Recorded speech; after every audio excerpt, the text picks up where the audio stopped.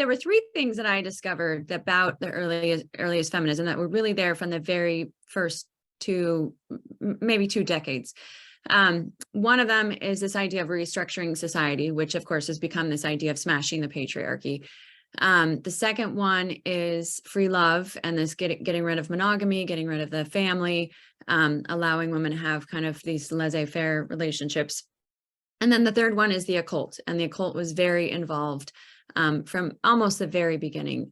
Certainly we see that with Elizabeth Cady Stanton, who was basically made herself the grandmother of feminism in the United States.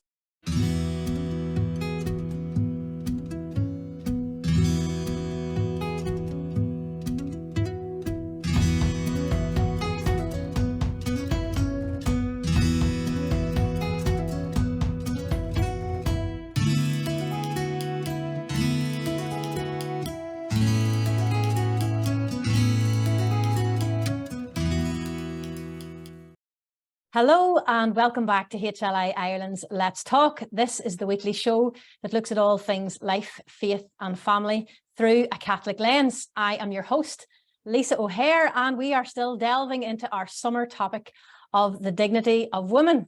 Now, in today's episode, we will be discussing the whole area of toxic femininity. Have you ever heard of the anti-Mary spirit? This is something that you're really going to be keen to listen to, and I am delighted, honored and actually surprised that I have a very top guest here today. We have Carrie Gress, who is the author of The Anti-Mary Exposed, this book that we'll be discussing today, Rescuing the Culture from Toxic Femininity. Carrie is a fellow at the Washington, D.C. based think tank Ethics and Public Policy Center. She's a scholar at the Institute for Human Ecology at the Catholic University. She's a doctorate in philosophy. So she is a philosopher, entrepreneur, a prolific writer. She has many more books, some of which are coming up. There's a new book coming up at the end of August. So we're going to talk about that as well. She's also a homeschooling mother of 5. Carrie, you're so welcome to the show. Thanks so much for having me. It's great to be with you. I think this is the first podcast I've done in Ireland, so this is great. Great. So we're introducing you to an Irish audience. Well, I know your book, The Marian Option, was very popular here in Ireland. So this is the follow-on book, or one of many that you've written. And I wanted just to, because of our theme, the dignity of women, this book of yours just really nails it, what we're looking at, and looking at the culture of toxic femininity. Can you maybe first of all define that theme, toxic femininity, and maybe give us a little bit about your motivations for writing this book? Sure. Yeah. So the book really came about when I was writing the Marian Option, actually, because I was looking, it was during the election. I was doing the research election between Hillary Clinton and Donald Trump. And I just realized that if Hillary Clinton had been elected, she would have been the most powerful woman in the world. And that was a title actually that National Geographic had given to Our Lady in an article that they had published years prior. And I thought, for her to be the most powerful woman in the world, she's diametrically opposed to all of the values that Our Lady stands for. And it just really got me thinking about not just her, but also the other elite women that really dictate what women think about themselves in our culture. And so that really got me started thinking, like, these women aren't just slightly away from Our Lady's virtues, but they actually embody the vices of the world. Certainly on the issue of life and abortion is the big one, but there's so many other areas in which that women are being denigrated and not valued for who they are. So that was really where the idea came from. And then it just, I thought when I started to write the book, I was worried that I wouldn't have enough data or information on, to really make my point well. And of course, there was so much, once I started paying attention to it. So toxic femininity really is this idea that women have espoused really over the last 200 years. It's been a very gradual progression, but we can see it in this sense of women having this belief that they are victims and that they're minorities and that they deserve special treatment. We can see it, in that idea of believe all women and just taking on everything that women say, whether, without even actually verifying that women are telling the truth. But what it has created is this kind of narcissism in women where we're very focused on ourselves, on our needs, our desires, our capacity to emote and to let everybody know what we're thinking. But also it shuts us off from a kind of service that is really fundamental to what it means to be a woman and serving the needs of others. So it takes toxic femininity is really just this inversion of woman and bringing out the worst of woman versus those virtues that we know are so important in terms of serving the world and our families and the culture and civilization. So that's really the idea behind it. But the concept of the anti-Mary was actually brand new. My publisher and I had to figure out, how do we even spell it? Does it have a hyphen in it? What gets capitalized? Because it was just a brand new idea. So, but it mimics that notion of the Antichrist. I know in one of John's letters in scripture, he talks about a spirit of the Antichrist entering into the world. And it's that kind of generic spirit. It's not like there's one person that we point to and say, she's the anti-Mary. I think we could think of people that might fill that bill, but the book talks about it more generally and how the entirety of Western civilization has been infected by this. Yeah, and I think, I mean, you really honed in on it when you talked about the marks of anti-Mary. So this is just for page 10, if anyone's going to go out and get the book. The marks of the anti-Mary being rage, indignation, vulgarity, and pride, and a sort of short-circuiting women's greatest gifts of wisdom and prudence and patience and unflappable peace and intuition. And you talked about women sort of using their vices in this culture instead of their virtues in order to get what they want. Yeah. So a lot of manipulation, a lot of control, a lot of power. And that's really at the heart of it. We see that certainly in the culture is this idea of trying to be in control of everything. And that, as we know, is really becomes a vice when you're using these means to control people for your own purposes. Yeah. And I mean, there's a thread through it as well, which devalues motherhood. I know that you are you're a contributor in theology of the home. So obviously, like, the theology of the home is so rich and so important, and our role as wife and mother is like so important in the kingdom. But yet, those are the very values and the very identities that this whole secular culture is targeting. Yeah. And that's actually, I explore this a lot more in my new book that's coming out in August, The End of Woman. And I go back to the very beginning. It's almost a prequel to the anti-Mary in a lot of respects, because I go back to the very earliest roots of feminism. And one of the things that became abundantly clear to me is that feminism was trying to answer the question of how do we help women? But the way that they were answering it was by making women more like men. And that's been the whole trajectory. And then we can even see, we can talk later more about how this affects the trans culture and why that's become so animated and so alive. But it's really just an extension of what feminism has already started. And this idea that women and even motherhood is somehow not connected to womanhood. But also this idea that we've been told, being a man is really the highest and the best way in which we can live our lives. And that's what we've been told largely for the last 50 years as women in Western cultures. And so it shouldn't surprise us at all that motherhood is so denigrated, and, abortion is obviously the tool through which they help women become like men by getting rid of their children altogether.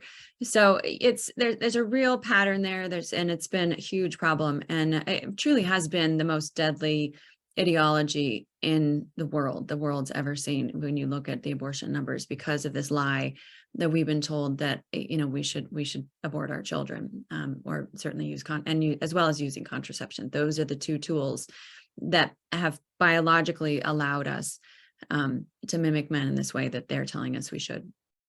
Yeah, it's crazy. And as you said, I mean, we touched about this, in a previous theme when we were looking at the whole trans ideology.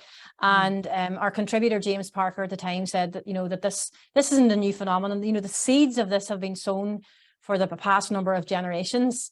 And so, what you're saying there is it's the same with femininity. And I think you went into it in the book when you talked about the goddess worship, these archetypes. Is that sort of something that links back, or would you say these are kind of seeds that have been resown?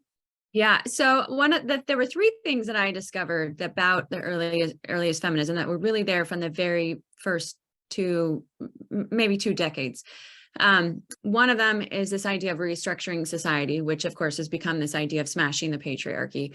The second one is free love, and this getting rid of monogamy, getting rid of the family, allowing women to have kind of these laissez-faire relationships. And then the third one is the occult, and the occult was very involved from almost the very beginning. Certainly, we see that with Elizabeth Cady Stanton, who was basically made herself the grandmother of feminism in the United States. And she was very involved with mediums and seances and all these different, connections with the spirit, to try and tell her what to do and kind of give her ideas.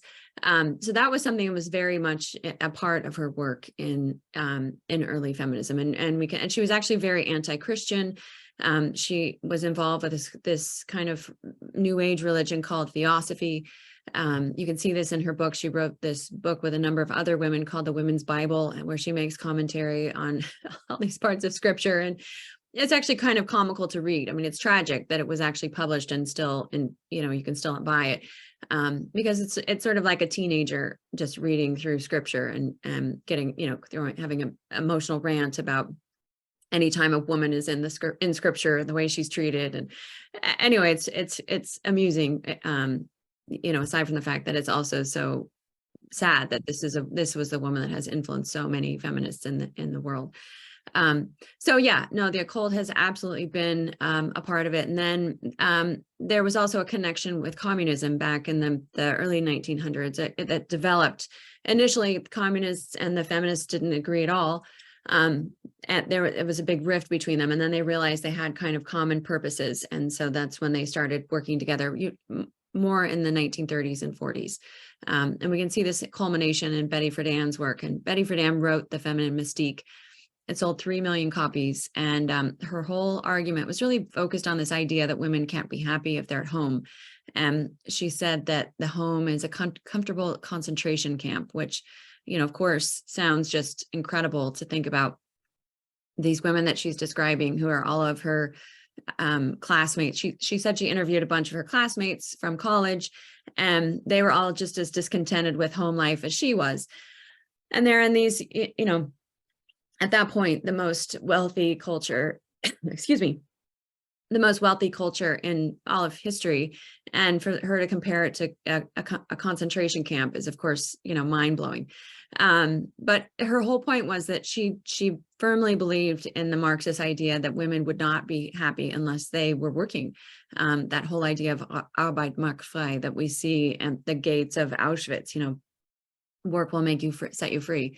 So that's what she was pushing for. And she used a lot of psychological tricks and tools to convince women that they would be happier if they left home.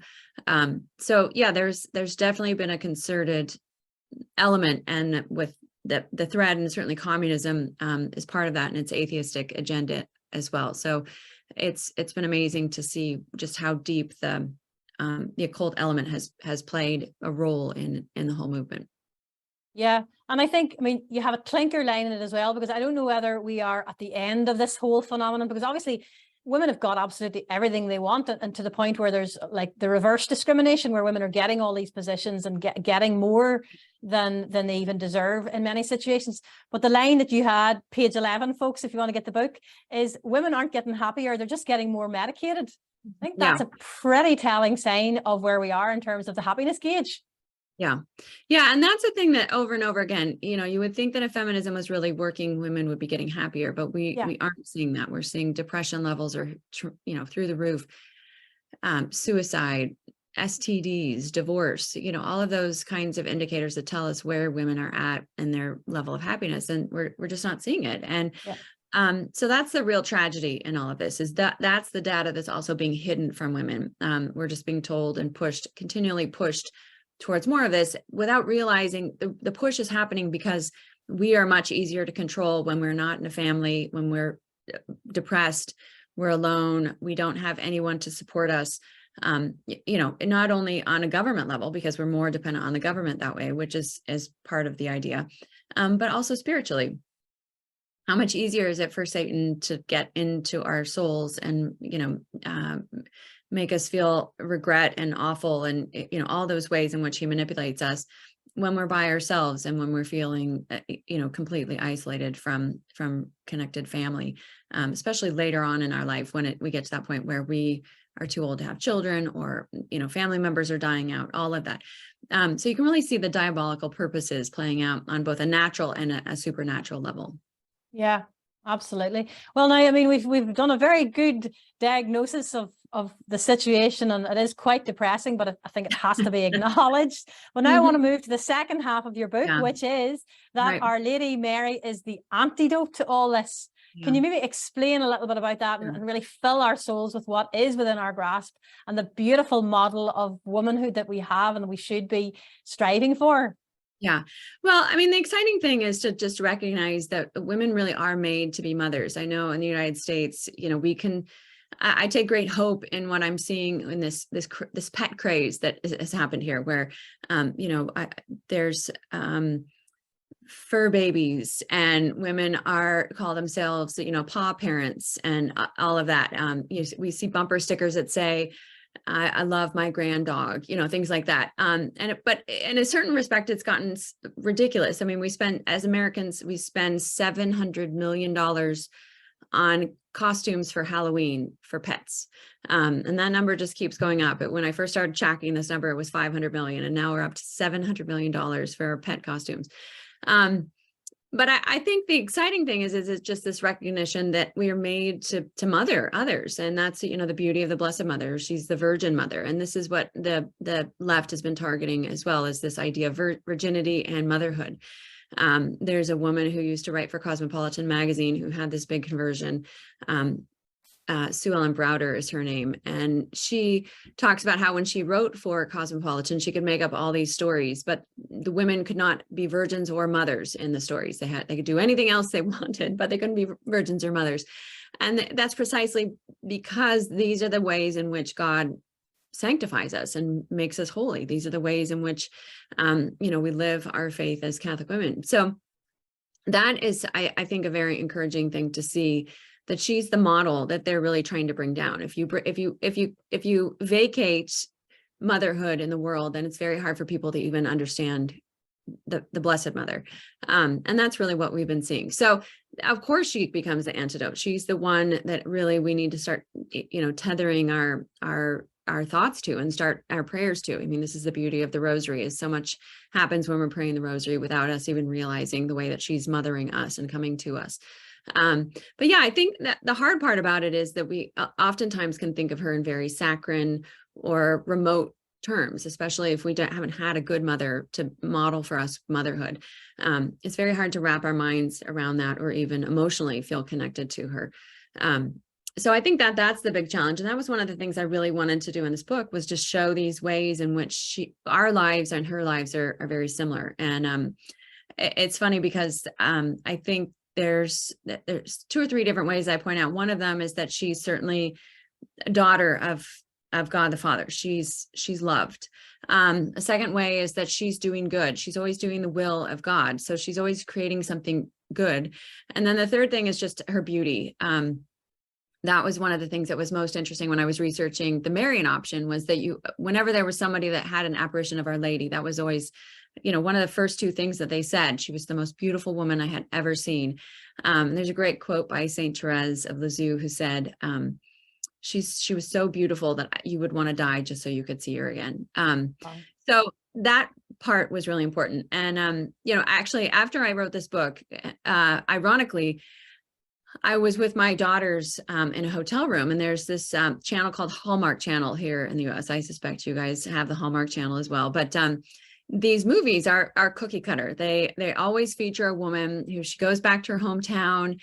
She's had some sort of crisis in her career, and she goes back to her hometown to, save a library or something. And she falls in love with the boy she grew up with next door. And she looks gorgeous while she's doing it, but it was funny because I realized the Hallmark has figured out the formula of the desire of a woman's heart. And these are all the things that Our Lady is, this Hallmark formula of she's loved by a man, and she's doing something good, and she's beautiful. Those kind of elements are really what the longing of our heart is. to do, and Our Lady offers us that model, but not obviously in this saccharine Hallmark fashion. But that's what's interesting to me, is how popular and successful Hallmark has become because of this recipe, that I think really offers for all of us, points back to a deeper way in which we can understand ourselves as daughters of God the Father, something much, much, much deeper than what Hallmark could ever offer, much more beautiful, because these aren't things that are just coming from us, but they're coming from God when we're really praying with him, when Mary is our mother. We're doing things on a kind of a supernatural level, and not just this natural level like we're seeing in a Hallmark film. So I think that those are really important elements that we need to recognize and not belittle, or not abuse, which, we can see that kind of abuse in the beauty world. Mary is beautiful to point to God's beauty. Women are made beautifully for that same reason as well, not to be manipulating others or not for vanity's sake. So it's important to parse those things out and see them in the right context. But I think those are vital elements of womanhood.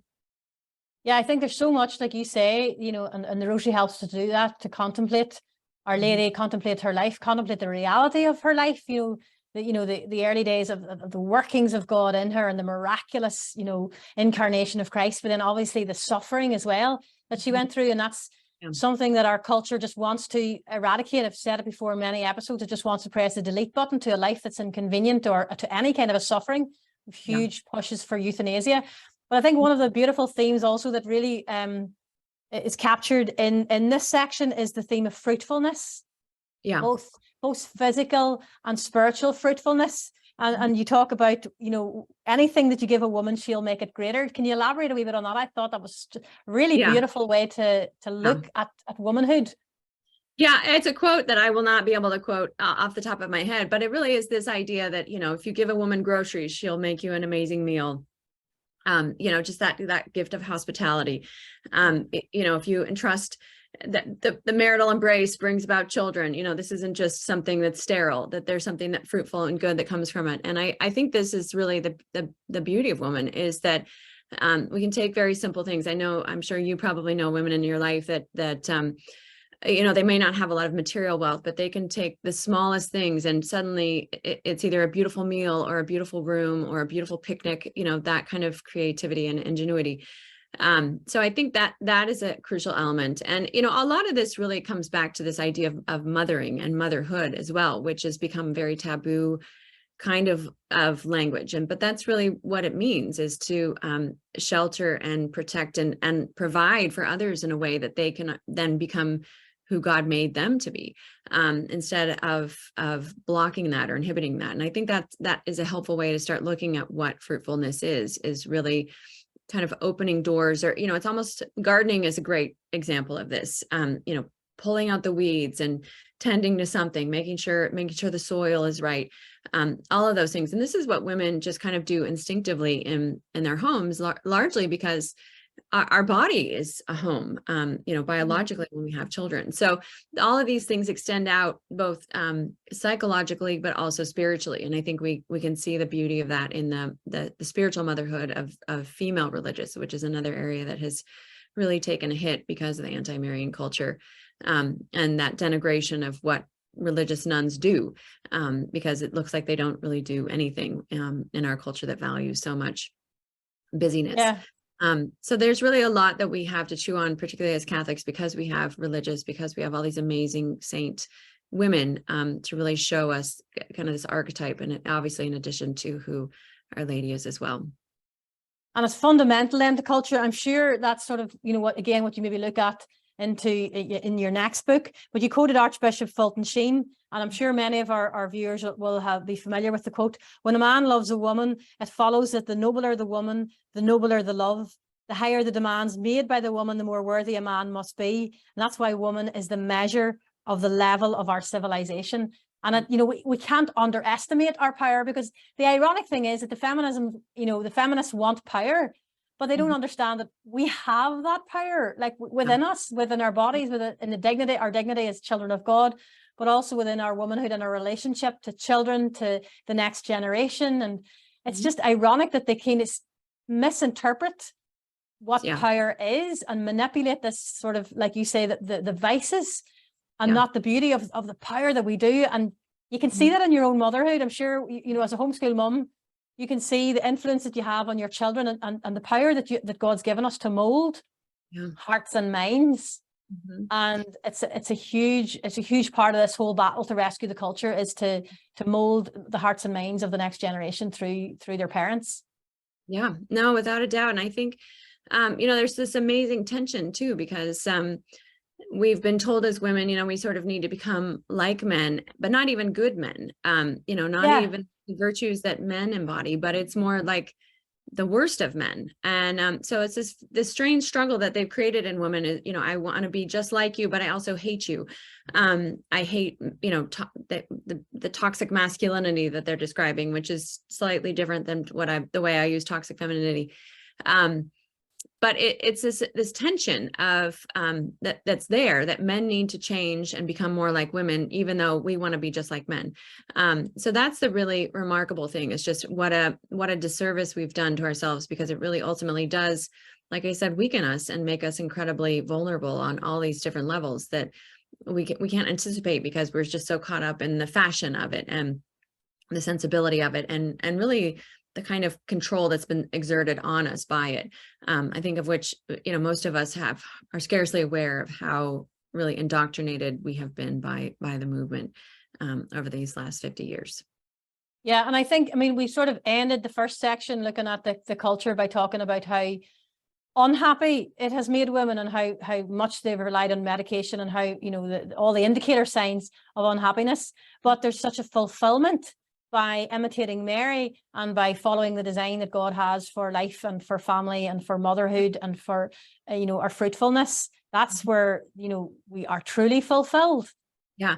And I think that that's a great point too, is that you know, the culture tells us that our fulfillment will be in a career, or, you know, but being a girl boss, or, you know, whatever they're telling us to do.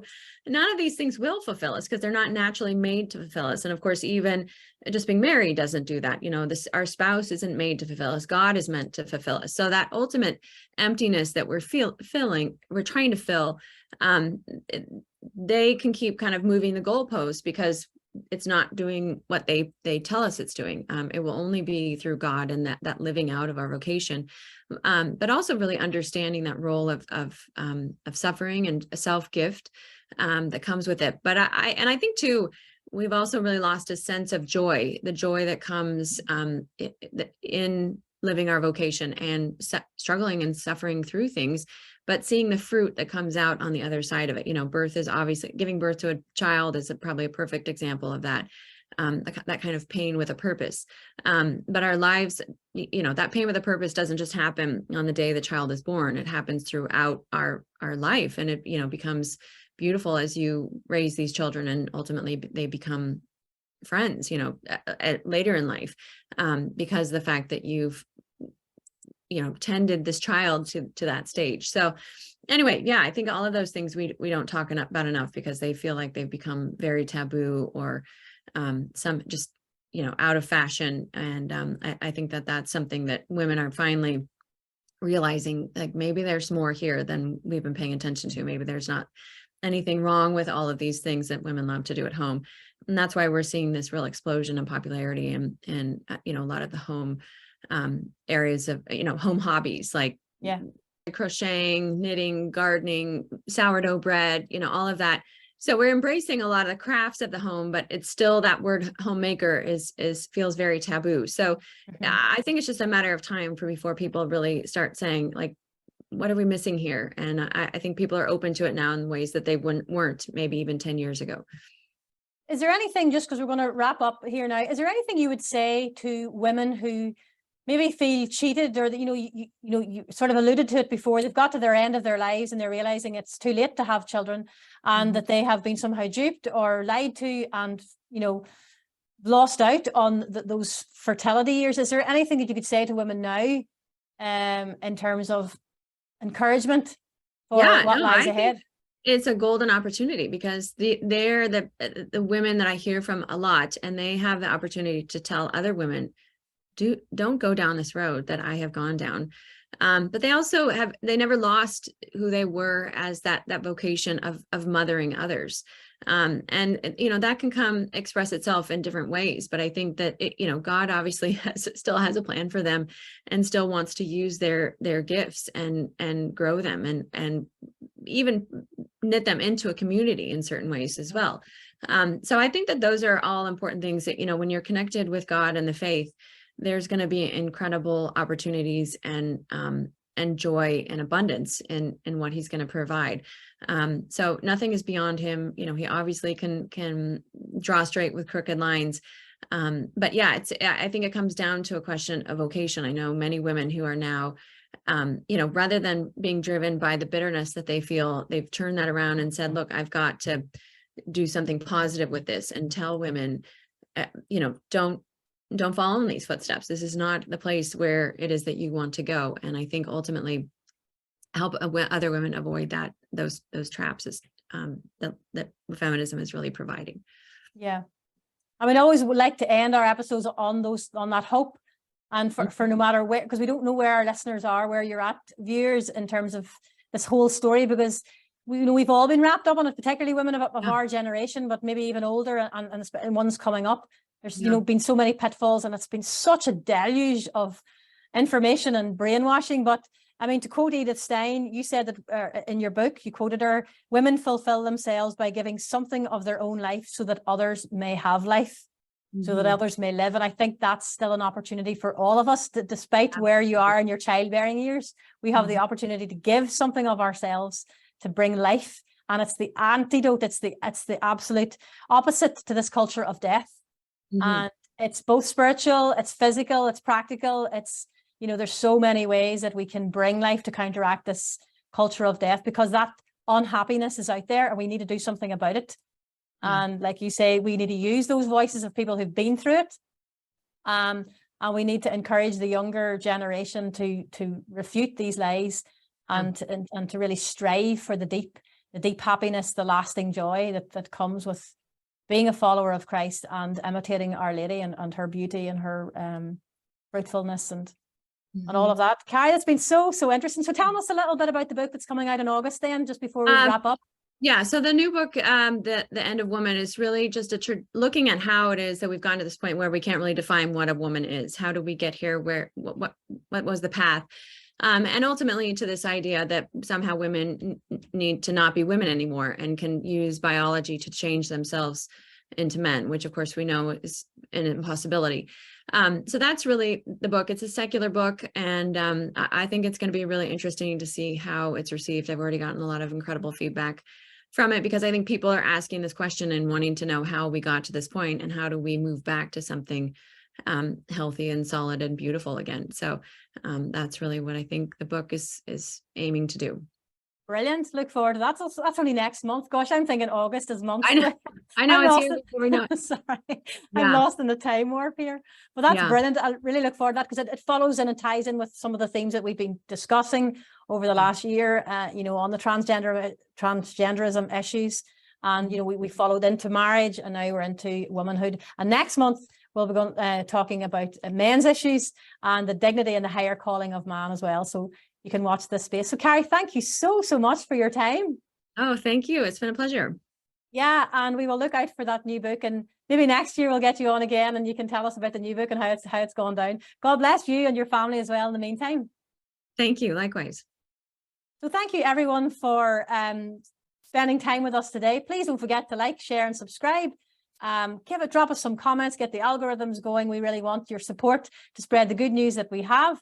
And remember that we at HLI Ireland are working and praying for an Ireland where God is first, life is sacred, and the family is cherished. Until next time, God bless.